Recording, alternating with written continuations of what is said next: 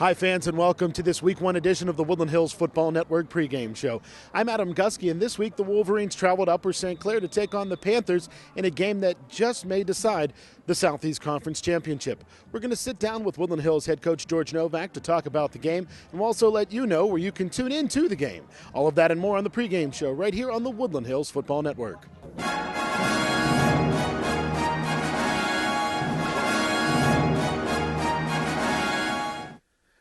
Hi, and again, thanks for joining us for this Week 1 edition of the Woodland Hills Football Network pregame show. We're now sitting down with Woodland Hills head coach George Novak. And, Coach, obviously last season didn't finish up the way you wanted it to. Yeah, we had a great start. We won some big games early. Kids were on a roll, and we hit the homecoming game. We didn't play that well, and we lost a tough one against Penn Hills at Senior Rec, and then the first round of the playoffs. We thought we played very well at times, but we came up a little short. Every season you have seniors to replace, but last year you have a very special player to replace in Mike Caprera. It's not often you have a four-year starter. You have to find a new player to replace him with. Yeah, Mike was arguably one of the best players we ever had here, all-time leading tackler at Woodland Hills, a leader on the field, special teams leader. In the locker room, he was a leader. In school, in the community, he was a leader. And we lost a lot of other tough seniors that went on to college, a couple Division I kids, and Shaquem Alonzo and Mike Steels. And Shaquem and Mike Caprera both played in a big 33 game. And, a lot of other kids went on to college. Jameer Dutro's doing real well up at Slippery Rock. So we lost a lot of quality players in that senior class.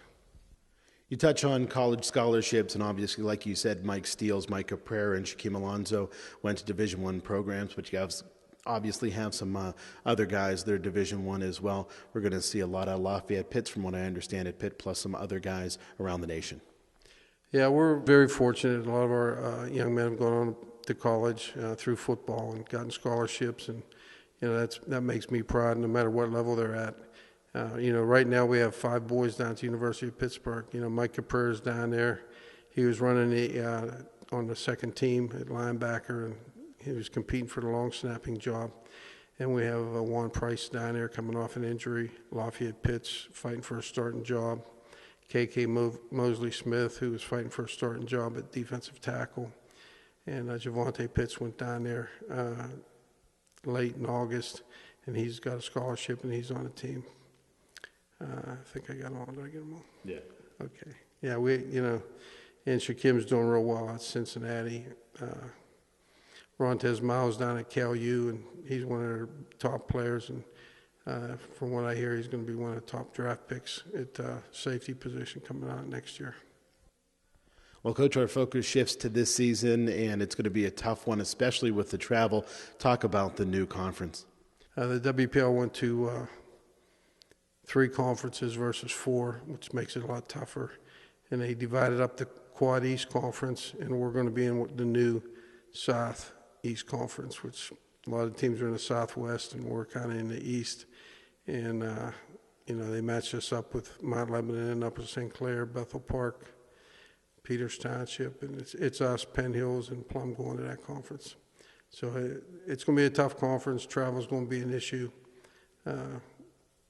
We'll see how it goes. I was in favor of the 4-conference schedule where you had more local rivalries and less travel to do. Well, you touched on Upper St. Clair, and obviously they're going to be a tough test for Week 1. Talk about the Panthers. Yeah, Upper St. Clair was in the WPL championship game last year and came close to winning that championship. Could have went on and won the state title. They had a very talented team last year, and they returned some of their starters this year. They're one of the top-ranked teams in Quad A coming out of the blocks here, and they'll be a formidable opponent in the first game. It'll be a tough game for us. Coach Render's he's the leading coach as far as wins in the WPIL. He's done a great job with that program, and they got some talent, and we're looking for a big challenge Friday night. With that new conference alignment, Coach, not only did you take on Upper St. Clair in the first week, you take on a WPIL opponent and an opponent that's in your conference. That's very different than the way it's been. Does that affect your summer preparation? Yeah, we probably worked harder this summer than we ever did, especially at camp. We put in a lot of hours down here at camp. We slept here at the Wolverines, and they were up at 6:30. and we left the field about 10 at night, with some breaks in between, of course, and meals. But kids had a full day, and it was a tough week on them. We had a lot to learn. We had to find out about a lot of players who could play. We had a lot of young kids come up. It's the first time we brought up 6 freshmen to compete for jobs, and they're doing good. It's a good class, and they're helping us out. Senior class, we have a great senior class, great leadership in Alex Beasley and Jawan Turner, and some of the other seniors are stepping it up. Tom Green, Jordan Barnes, Bruce Curry, they all started last year, and they're picking up the pace, and they're our leaders this year. Sleeping at the Wolverine, and man, I thought I had it tough. Coach, thanks a lot for your time. Good luck this week against the Panthers, and we'll talk to you again next week. We'll be back after this quick break with more of the pregame show right here on the Woodland Hills Football Network.